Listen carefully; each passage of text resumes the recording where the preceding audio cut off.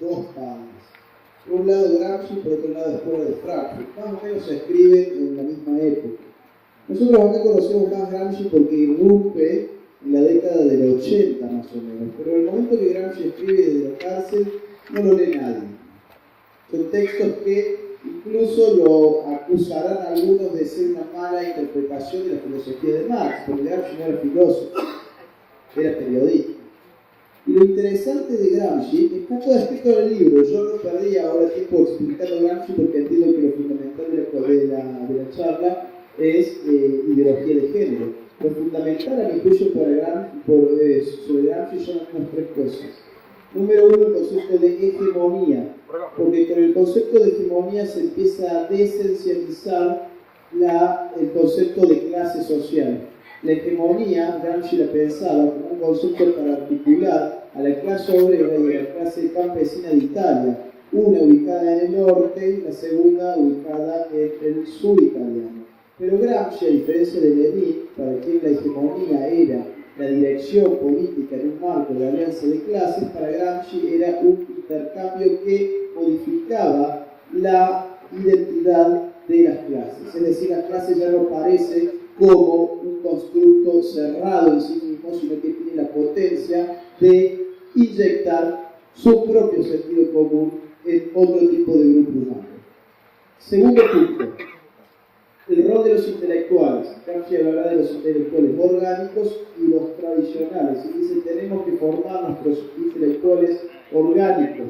La revolución es intelectual moral, es un concepto de Gramsci, muy importante para nosotros porque la ideología de género es una revolución intelectual moral, es un constructo de académicos, no es una emergencia político-ideológica de masas, es algo que se creó en las universidades. Y el tercer punto es la concepción del Estado, que a mí me interesa de Gramsci. Él dice, el Estado es hegemonía acorazada con coerción. Cuando decíamos hace un rato que no hay ideología de género sin estatismo, estamos hablando de la concepción estatista del Estado de Antonio Gramsci. ¿Por qué? Hay un proyecto hegemónico que nosotros llamamos ideología de género que no puede ser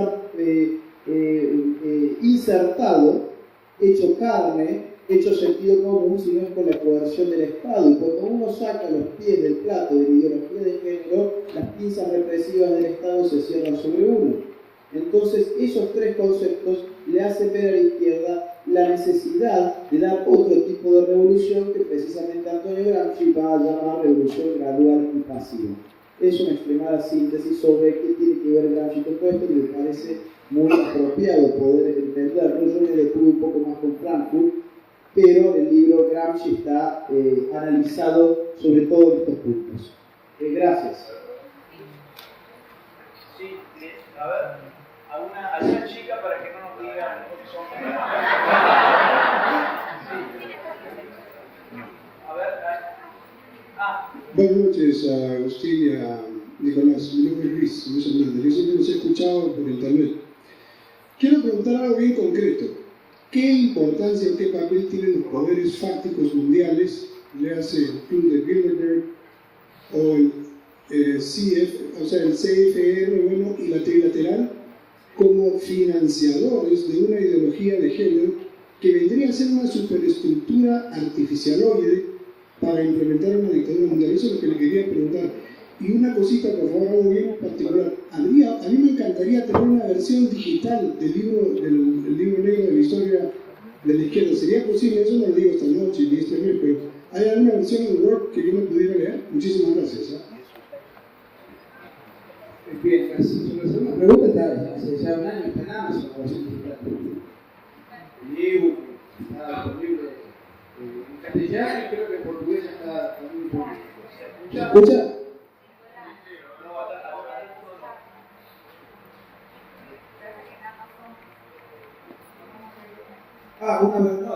Pidió una versión en Word. Para poder escuchar la computadora. ¿No se escucha bien? Bueno, vamos a contar una versión auditiva, digamos. Bueno, tiene toda la razón. Creo que no existe. No tenemos ninguna alternativa a esa altura. No sé si hay algún conversor, pero bueno, eso luego se puede ver. La pregunta, yo no, justo, vino Adriana, me dejó unas preguntas acá, yo no contesté exactamente lo que preguntaba el señor. El señor consultó un poco sobre los poderes financieros mundiales de la ideología de género. ¿Así es, señor? Bien. Bueno, acá tenemos algunos nombres para hablar y algunos datos ponemos en el libro sobre Soros, sobre Rockefeller, la Fundación Bill Gates, pero también la Planet Parenthood, entre otros, ¿no? Ford, la Fundación Ford. Es decir, hay muchísimo dinero atrás. Esto es una lucha de David contra Goliat en ese sentido. Ustedes sabrán que para escribir y para imprimir este libro, nosotros tuvimos que juntar nuestras propias monedas para poder sacar los primeros 1000 libros. No tenemos ningún financista atrás, ningún empresario, ninguna fundación, ninguna ONG, nada por el estilo, es todo a puro pulmón y hasta el día de hoy el libro se reimprime a partir de lo que nos ingresa por las ventas del libro, así que si lo compran nos haría incluso un gran favor, ¿no? Y si lo recomiendan también. Ahora bien, hay dos maneras, ¿se escucha? ¿Sí? Hay dos maneras de interpretar esta cuestión del financiamiento mundial, a mi juicio. Una es una tesis más bien conspiracionista que nos postula un mundo, un nuevo orden mundial que está digitado por pocos tijereteros que mueven los hilos porque tienen intereses económicos relativos al poder del capital y que entonces quieren inyectar en el tercer mundo la ideología de género para destruir las bases morales y poder penetrar con sus empresas de manera más efectiva, etcétera, etcétera. Algo de esto seguramente alguno debe haber escuchado, es decir, que lo llamo conspiracionista. Yo tengo una tesis un poco más gramsciana, conectando con la pregunta anterior, y yo creo, no el caso de Soros, porque Soros es un personaje particular, específicamente extraño, ¿no? Es un tipo que goza de sentir el poder y de sentir que puede cambiar incluso la manera, el sentido común sobre la sexualidad. Pero en general la tendencia del financiamiento internacional para mí más o menos toma una lógica espontánea. ¿En qué sentido? Imagínense ustedes Bill Gates, por ejemplo, que tiene su fundación que aporta muchos millones de dólares a todas estas cuestiones. Bill Gates llega un momento en que tiene tanta fortuna que ocurre como, ¿vieron alguna vez History Channel, esta serie de los gigantes de la industria, que son los multimillonarios del siglo pasado, que llegan a tener tanto dinero que dicen, bueno, llegó el momento de mejorar el mundo, y entonces empiezan una carrera, no en el mercado, sino una carrera de filantropía, y compiten a ver quién construye más bibliotecas, más rutas, más tendidos eléctricos, etcétera, etcétera. Bueno, algo de todo esto yo creo que hay ahora. Los multimillonarios llegan a una instancia que tienen tanto dinero y dicen, llegó el momento de redimirme y cambiar el mundo. Llegó el momento de que yo haga historia. Voy a poner mi fundación. Y para poner mi fundación quiero los mejores intelectuales al frente. Van a Harvard, van a Yale, van a Columbia, etcétera, etcétera, y contratan a los mejores intelectuales. Ahora bien, esos intelectuales, ¿flotan ideológicamente en el vacío? No. Son intelectuales que han sido formados en ciertos paradigmas, que han vivido ciertos contextos históricos. ¿Cuáles? Bueno, algunos de los cuales ya hemos mencionado aquí.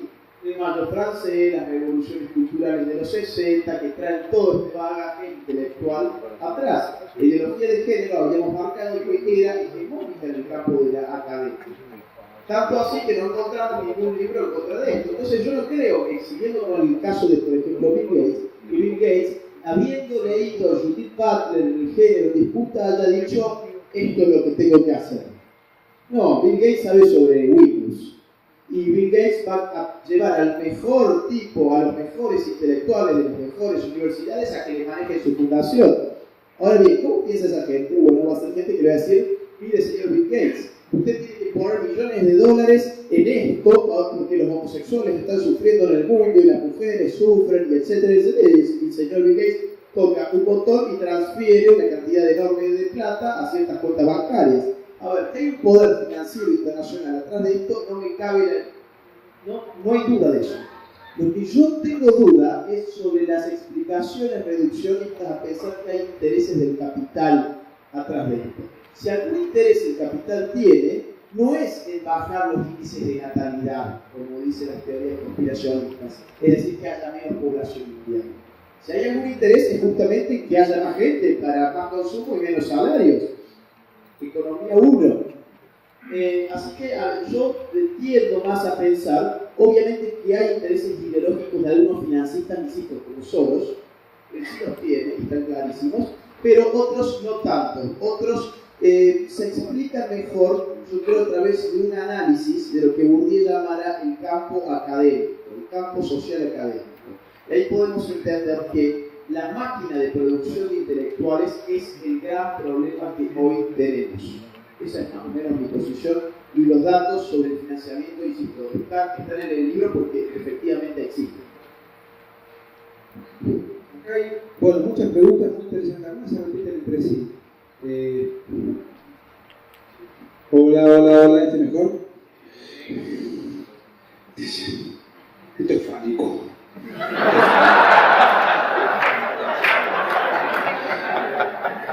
¿Cómo fue posible que el neomarxismo se infiltrara tan fuertemente en las ciencias sociales, por ejemplo en las carreras como Comunicación para el Desarrollo en la PUCP? ¿Saben que tuvimos un debate el otro día? Ya está subido a internet. Véanlo porque ganamos nosotros. Véanlo. En serio, véanlo. Véanlo porque nos pusieron 2 caviares y se los recomiendo. Ahí están las 2 posturas. Nosotros eran liberales, funcionales. Sí. Buscaban en Wikipedia medio de, bueno, no, es bizarro. Lamentamos que se ha sido tan fácil la contienda porque los desafíos importantes a uno le enorgullecen más. Bueno, ¿por qué se infiltra el neomarxismo? Miren, acá hay una cuestión que es la siguiente. Nosotros creemos mucho en la cuestión espontánea, en el orden espontáneo, y tiene que ver con esto. Nosotros no creemos que hay un cerebro del mundo que si vamos a infiltrar las universidades de zurdos, la tomamos y le damos la cabeza a todos los alumnos. No. Creemos que el tema pasa por otro lado, y tiene que ver con esto. Una persona que cree en la propiedad privada, que cree en la libre iniciativa, que cree en el mercado y que cree en su capacidad y que tiene ansias de superación, le puede apasionar la filosofía, le puede apasionar la psicología, le puede apasionar la historia, la literatura, qué sé yo, el periodismo, el arte, pero dice, yo no voy a hacer plata. Yo para ganar dinero tengo que estudiar economía. Tengo que ser agente de bolsa, tengo que estudiar,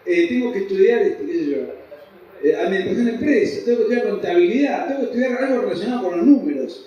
Entonces la gente tiene propensión a la libre iniciativa, al mercado, que quiere ascender de clases sociales y quiere hacer dinero, no se pone a estudiar a Foucault, aunque le apasione leer a Foucault, o a Santo Tomás, no es un tema ideológico, digo, se dedica a otra cuestión. Entonces hay una abstención espontánea de gente con tendencia hacia la derecha, esto lo digo para simplificar, a algunos no les gusta la palabra, pero lo digo para simplificar, hay una abstención espontánea de ir a ese tipo de universidades. Y me encanta la historia, pero si yo soy profesor de historia, me va a gustar, pero yo no voy a poder tener lo que me gustaría tener. Entonces la gente que tiene este tipo de ambiciones se mete en otro tipo de facultades netamente economicistas y deja por abstención todo el campo librado a que las otras facultades queden minadas de gente de pensamiento distinto. Por eso hay una hegemonía enorme, apabullante, de ahí salen los alumnos, de ahí salen los profesionales, de ahí salen los profesores, los decanos, los rectores, y después de ahí salen los comunicadores. Los que se recibieron de comunicación en una facultad de comunicación social van a ser los periodistas de los grandes medios de comunicación. Los que se recibieron de sociólogos van a ser los que van a escribir los libros sobre sociología, etcétera, etcétera, etcétera. Y cuando nos queremos acordar, hay una abrumadora mayoría de pensamiento progresista, pero no por una necesaria conspiración, sino por una abstención o desinterés de nuestra parte de ocupar esos espacios. No sé si Agustín querés agregar algo relativo a eso. Acá hay alguien que dice, ¿quién puede hacer algo al respecto cuando personas utilizan sus influencias para impulsar su agenda? Dueños de diarios, celebridades, etc. Bueno, me parece interesante la pregunta porque yo soy optimista en esto. Miren que nunca lo he sido. Pero soy optimista en el sentido de ver que actualmente en el mundo el péndulo que estuvo tan incrustado hacia la izquierda durante 2 décadas, 3 décadas, empieza a moverse hacia el otro lado. Por una serie de cuestiones, y hay una serie de hechos que respaldan esta tesis. La victoria de Trump, que ahí lo veo con su excelente gorra Luis. Muy bueno, muy bueno.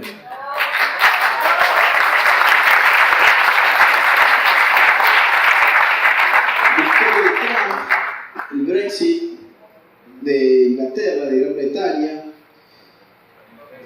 Colombia, Perú, México, en cuestiones de no a la ideología de género, en Colombia, el no a la FARC, el surgimiento de movimientos identitarios contra la ideología de género y contra el Islam radical en Europa,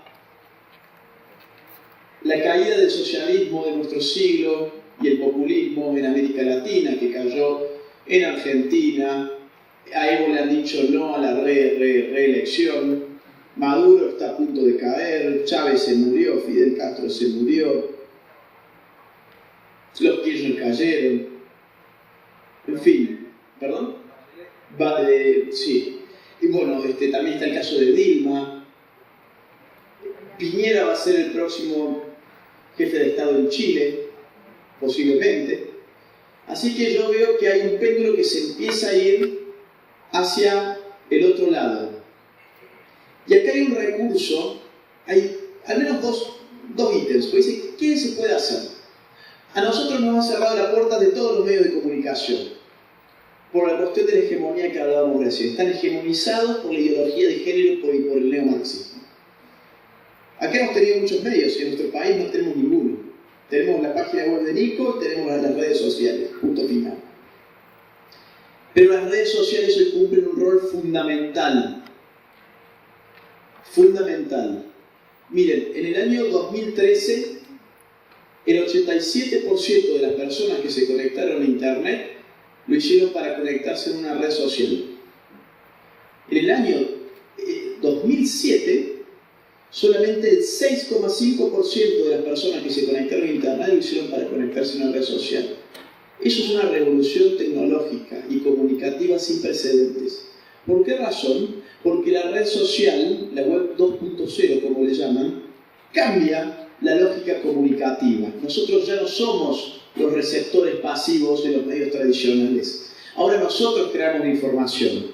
Este video seguramente va a estar pronto en YouTube.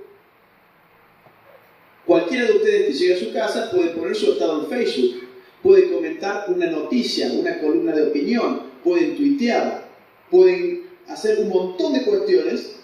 Un solo dato complementario con lo tuyo nada más. En Argentina hace 10 años se miraba promedio 4 horas de televisión, ahora 1 hora y media.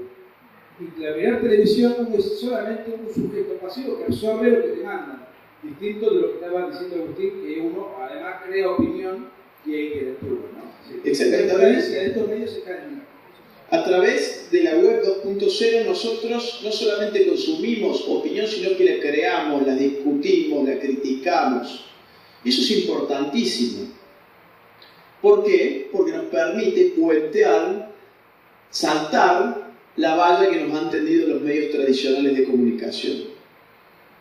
Yo creo que todos aquellos que estamos contra el progresismo llevamos las de ganar en las redes sociales. Es impresionante la movida, pero es porque ha sido nuestro único medio de escape. Mientras los progres tienen los programas de televisión, etc., nosotros nos tuvimos que refugiar y aprender de la dinámica de la red. Pero ocurre que ahora la dinámica de la red es la dinámica que se impone como lógica comunicativa hegemónica actual. Tanto así que los chicos ya ni siquiera esperan hasta las 5 de la tarde como hacía yo para tomar una leche chocolatada y mirar la serie en la pantalla de la televisión. Directamente la buscan a la hora que se les cante en YouTube y lo miran por ahí. Y si tienen que estudiar, buscan por YouTube y estudian por YouTube. Hoy cualquiera puede tener un blog, hoy cualquiera puede ser un columnista de una página virtual, de La Abeja, por ejemplo. Entonces, las posibilidades hoy son múltiples. Cualquiera no es columnista de La Abeja, solamente gente talentosa. Está bien, está bien.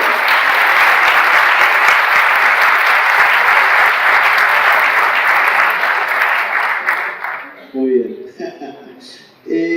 En fin, podemos hacer un montón de cosas. Porque la pregunta es esa, ¿qué hacer si los dueños de los diarios, qué nos interesa a los dueños de los diarios? Cada vez venden menos, gracias a Dios, cada vez venden menos su basura. Cada vez venden menos y cada vez los escuchan y les creen menos. La gente cada vez cree menos lo que los medios tradicionales dicen. Y se ha formado una comunidad a través de foros como Taringa, como 4chan. Galbraith es hijo de eso. Así que hay que aprovechar esa coyuntura y convertirse en un militante real y virtual. Porque si solamente somos militantes virtuales tampoco sirve. Nosotros hoy hablábamos, Nicolás, sobre 3 verbos. Sobre 3 acciones. Informarse, formarse y actuar. Información, formación y acción. Esos 3 verbos tienen que ser los conceptos estructurales de nuestra estrategia. Sin información, la formación queda simplemente para un delirio filosófico. Solamente con información no la podemos entender. Es un simple dato. No entendemos qué hay detrás, ni a qué apunta, ni a dónde va, ni dónde viene. Y solamente con acción pasan estas cuestiones de que hay marchas masivas y que los periodistas van y después se les ríen en la cara a la gente. Aparte porque la formación y la información nos lleva a la acción. Entonces hay que hacer esas 3 cuestiones. Movimientos de masas y movimientos de trolls de internet. Es importantísimo tener un equipo de masas real y virtual. Trolen a todos los progres.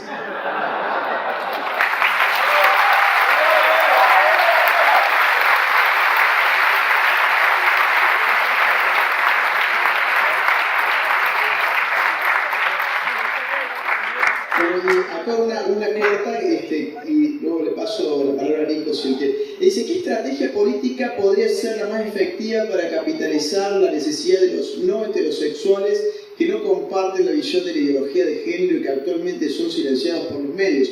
Nosotros tenemos muchos lectores homosexuales. Han venido muchísimos a nuestras conferencias, se han acercado. Incluso una persona transexual ha levantado una vez la mano, le dieron el micrófono y con Nicolás nos agarramos la cabeza y pensamos, ¿qué va a decir? Y tomó el micrófono, contó su historia y dijo, ¿saben qué? Todo lo que ustedes dicen es cierto. Yo soy transexual, contó toda su cosa. Dice, y la izquierda, el kirchnerismo, se me acercó y como yo no me quise sumar a sus filas, ahora me dicen gay facho. Al final lo invitamos a cenar con Nico, conmigo, con otra gente que había y estuvimos hablando del caso. Y no es un problema con el transexual ni con el homosexual. En absoluto. Nosotros no tenemos ningún problema. Nosotros tenemos problema con la ideología de género, que es otra cosa. Y que creo que ha quedado más o menos clara acá. Entonces, ¿cuál es la estrategia frente a ellos? Hacerle ver cuál es la diferencia entre ser homosexual y qué es el homosexualismo ideológico. Simplemente eso, hacerle ver que están siendo utilizados por los mismos que hace pocos años no solamente los despreciaron, sino que los mandaron al aniquilamiento. Esto de que los mandan a las marchas del orgullo gay con el banderín homosexual y con la camiseta del Che, es tan ridículo como ver a un judío pidiendo por el Estado de Israel con la remerita de Hitler. Entonces, haciéndole ver esas cuestiones que son reales, haciendo ver cómo los manipulan, la comunidad homosexual, los homosexuales y los transexuales bien pueden ponerse a las antípodas de la ideología de género. Y, de hecho, uno de los íconos de la lucha contra el feminismo, contra las cuestiones del género, es Milo Yiannopoulos. O por lo menos lo hace. No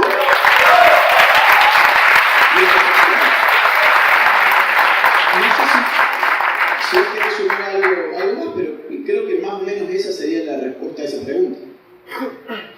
Tengo dos preguntas muy rápidas. Obviamente uno puede omitir las que le pueden resultar incómodas a uno porque bueno, tiene la potestad de tener el cúmulo de preguntas allí, entonces uno considera esta me incomoda, esta no la quiero contestar y no la contesta. Sin embargo, voy a contestar una que es personal. Porque uno de nuestros enemigos que perdieron el debate salió a divulgar por las redes sociales una noticia que el agente de inteligencia de la organización criminal Montoneros, Horacio Berbisky, publicó sobre mi persona en el diario Página 12 hace 10 años, en el año 2008, acusándome de abuso sexual infantil. Es cierto que yo padecí durante el kirchnerismo denuncias y todo tipo de persecuciones. Esa falsa denuncia y esa difamación que se me hizo en la época del kirchnerismo, sobre todo con mis libros contra la guerrilla que hice en los primeros tiempos, me llevó mucho dolor de cabeza. Fui sobreseído de manera unánime por el fiscal de la causa, por el fiscal superior de la causa, por el fiscal general. Luego se apeló a la Cámara de Apelaciones, me solicitaron los 3 jueces de manera unánime. Luego se apeló a la Cámara de Casación, me solicitaron los 3 jueces de manera unánime. Se apeló a la Corte Suprema de Justicia, los 5 jueces me solicitaron de manera unánime. Esa es mi respuesta sobre ese tema. No quería leer.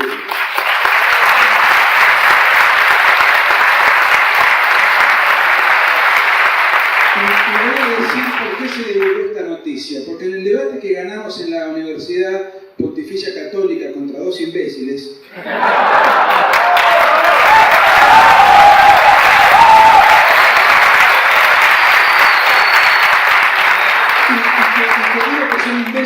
no lo digo en términos peyorativos, sino descriptivos, lo van a confirmar ustedes si ven el debate por internet. A último momento nos quisieron meter a un tercero para hacer 3 contra 2 porque estaban inseguros de sus argumentos. Y a las 5 de la mañana del día viernes, nosotros estamos por tomar el avión y nos venían a decir que querían meter un tercero, pero decíamos, ¿y quién? No señor, es 2 contra 2. ¿Qué es eso de meter un tercero? Ese tercero, ¿cómo se llama? Daniel Salas, que no sé quién es, fue el que desparramó por las redes esta noticia que tiene 10 años. Porque dijo que él ha sido censurado. Censurado por nadie. Teníamos 2 contrincantes y quisieron meter un tercero porque los 2 contrincantes estaban temerosos de sus argumentos y fueron a tratar de meter un jugador más en la cancha, contrariando toda la regla de sentido común. Y este último señor, desconozco su patología, se dedicó a desparramar una noticia del diario Página 12, el diario ultrakirchnerista que tiene 10 años, la noticia de agosto del 2008. Señor recontra anticientífico. ¿Perdón? Señor recontra anticientífico. No lo conozco, pero...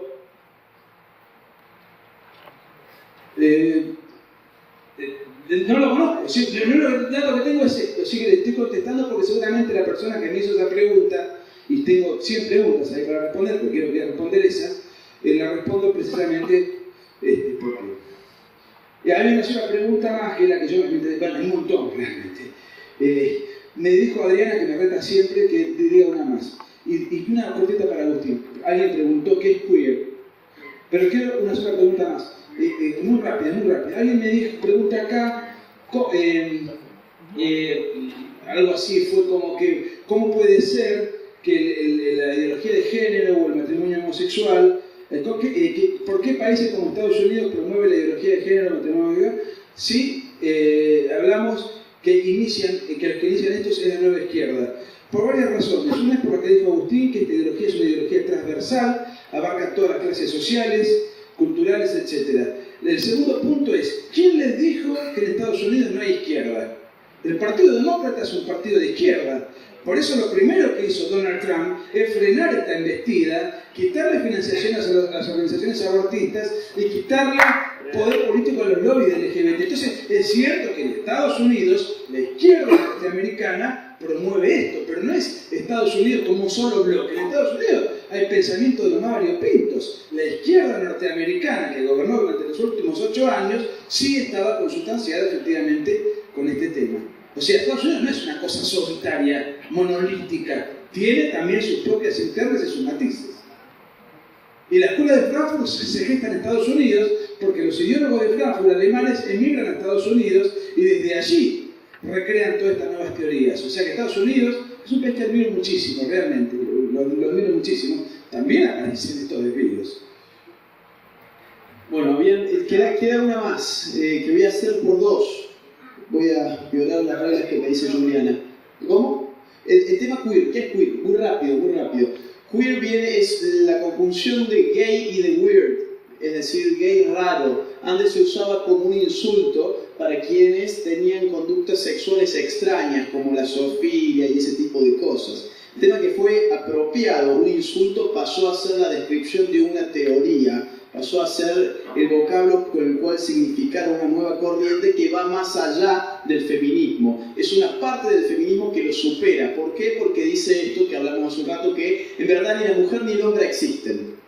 Existen simplemente una pluralidad de géneros, de autopercepciones, etc. Por eso, por ejemplo, es que ahora cuando se escribe con arroba, todos con arroba, lo hacen con X, porque ya no es solamente hombre o mujer, sino hay una infinidad de géneros por descubrir, entre los cuales se encuentran los pedosexuales, por ejemplo, que habíamos dicho hace un rato, pero van a encontrar una buena explicación en el libro. Hay otra pregunta que consultaban sobre los feminicidios, que por qué no existen, que bueno,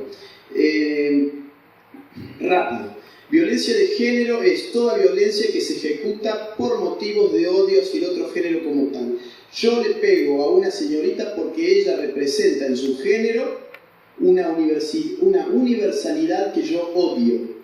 Ese es el motivo de la violencia de género y eso define la violencia de género. Si no, tendríamos que hablar de violencia intersexual, violencia entre los sexos. Es como hablar de el odio de raza o la violencia de raza. Si yo voy a un partido de fútbol y me peleo con una persona de color, porque él era del otro cuadro, del otro club, y al final acabamos a las piñas, nadie diría que eso fue odio de raza y que fue una violencia de raza. No, fue por una causa estúpida como el fútbol.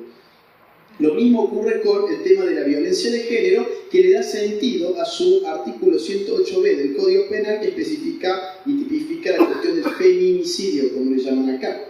Que dice que para que exista el feminicidio, el móvil de la violencia tiene que ser el odio a la mujer en cuanto tal. Por eso es que dicen, las matan por ser mujeres. Ocurre que jamás hay ningún peritaje para saber cuáles son las causas de esa violencia. Basta con que un hombre mate a una mujer para que digan eso.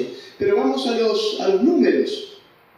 El último año del cual se tienen datos claros y precisos de homicidios en Perú, murieron 2.076 peruanos asesinados. 2.076. De los cuales 1.621 eran hombres. 455 eran mujeres. Estamos hablando más o menos un 80% de hombres, un 20% de mujeres. Dentro de las 455 mujeres asesinadas dicen que hubieron 83 femicidios. Sin que nadie haya, insisto, hecho ninguna investigación sobre las verdaderas causas de esas muertes. Entonces, ¿qué ocurre? Salen y dice, la violencia de género, ni una menos, nos matan por ser mujeres, etcétera, etcétera. ¿Ustedes qué piensan que genera esto? Esto genera una falsa sensación de guerra de sexos. Y peor todavía, tiende una pantalla de humo ideológico que nos imposibilita conocer las verdaderas causas de la violencia. Porque nadie sale a matar mujeres por el simple hecho de ser mujeres. ¿De dónde han sacado esa pavada ideológica? Acá hay causas serias. Hay causas serias, tanto así que si trazamos un gráfico de curva que compare los homicidios en su evolución a través del tiempo con los feminicidios en su evolución a través del tiempo, vamos a encontrar que las curvas se comportan prácticamente iguales. ¿Qué nos dice este comportamiento? Que no existen causas independientes entre un tipo de violencia y el otro. Entonces, lo que nos están vendiendo no solamente es un ideológico para recrear una inexistente guerra de sexos entre hombres y mujeres, sino además están imposibilitando conocer las verdaderas causas de la violencia como tal, porque matar está mal independientemente del género, independientemente de qué tenga entre las piernas la persona que muere o la persona que mata, porque tampoco, nunca hablan sobre la violencia de género de las mujeres hacia los hombres que existe como violencia, no de género, porque tampoco nos pegan por ser hombres simplemente. Pero nos tapan la posibilidad de solucionar un problema. ¿Por qué? Porque para solucionar un problema, regla número 1, regla de oro, es conocer una causa. Las causas de los problemas bien identificados son el primer paso para solucionar ese problema. ¿Cómo vamos a solucionar el problema de la violencia en cuanto tal si nos dicen que la violencia es por motivos de género y las mujeres mueren por el simple hecho de ser mujeres? ¿Cómo demonios hacemos políticas públicas con una información tan ideologizada, tan estúpida incluso? Entonces, este feminismo, este embrismo, diría yo, porque es un machismo a la inversa, está atentando contra los propios intereses de las mujeres que mueren. Y eso tenemos que tenerlo claro. Y además invisibilizan a todas las otras. al resto de las mujeres, hagan 455 menos 83, y todas esas no va a estar en ninguna marcha, su nombre no va a estar en ninguna pancarta de estas marchas de Ni Una Menos, sus nombres no van a ser recordados por la televisión ni en ninguna speech de ningún político. Porque no sirve, porque no les mató un hombre, entonces, ¿cuánto vale su vida? ¿No? Así de perverso es esto y es importante analizarlo porque el 99,9% de la gente que va a estas marchas tiene buen corazón. Son idiotas útiles, como dijimos hace un rato. Van acá, sí, porque estamos en contra de la violencia contra la mujer, pero no se dan cuenta que están formando parte involuntariamente de una agenda político-ideológica que los excede y que ni siquiera la comprenden. Se nos acabó el tiempo, les agradecemos mucho su asistencia y el tiempo aquí con nosotros.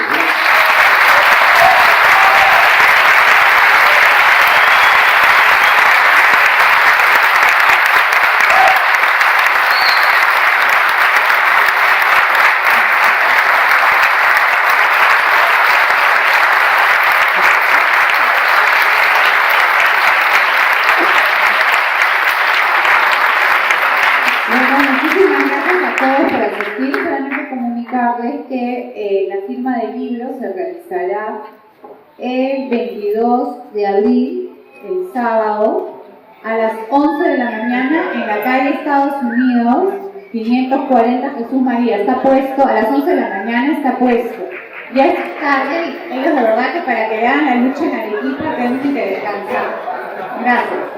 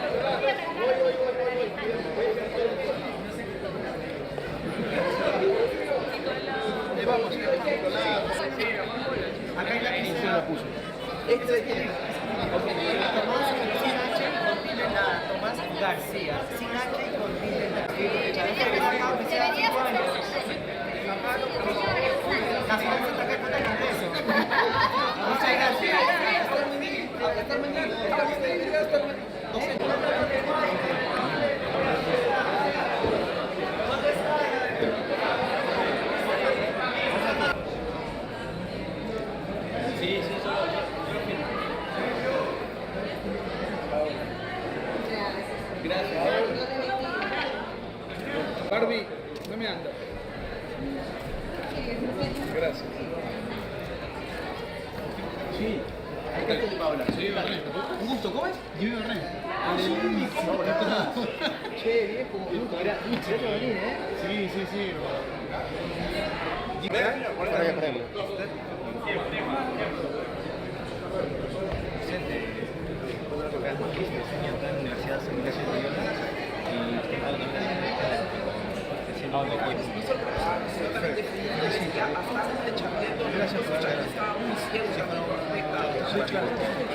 Esta es una empírica que defiende ganando todo el gol.